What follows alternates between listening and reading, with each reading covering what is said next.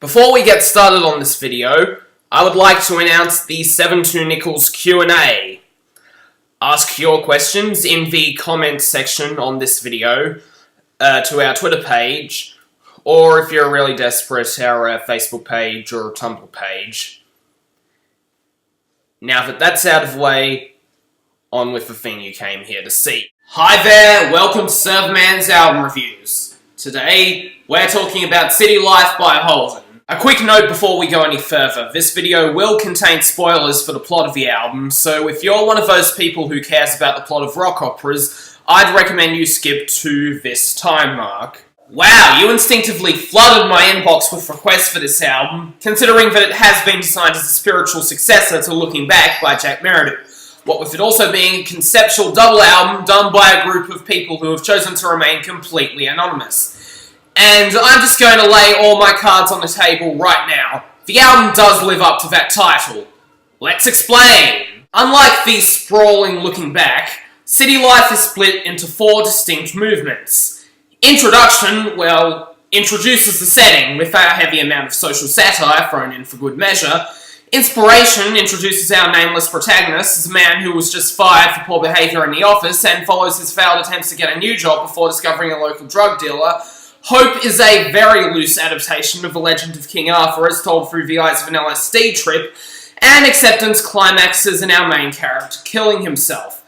That actually took a dark turn really quickly.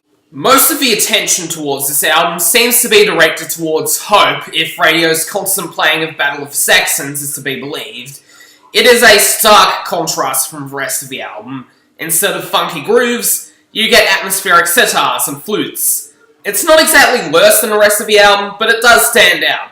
If you weren't paying attention to the lyrics, this would sound like it came out of nowhere. For the rest of the album, Holden are funk.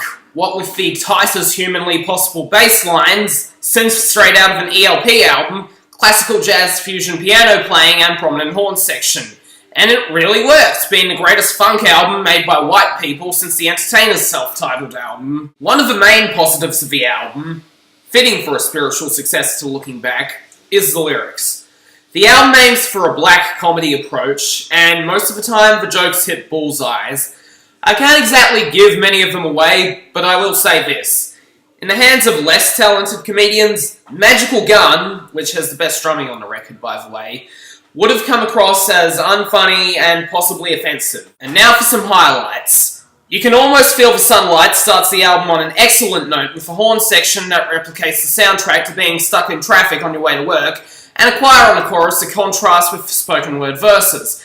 Our technological progress not only utilises a great rhythm section, but also allows for some exposition that would have been awkward anywhere else. The Ecclesiastes leitmotif is set to a piano melody that refuses to leave your head.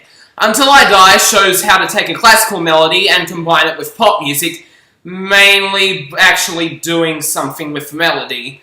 And then, of course, there's the album closing The Child Within, a universalist anthem for years to come. It's a sequel to Looking Back. Do I need to further explain why you should buy it? Even if you haven't heard the original album, the funky grooves and amazing lyrics will win you over.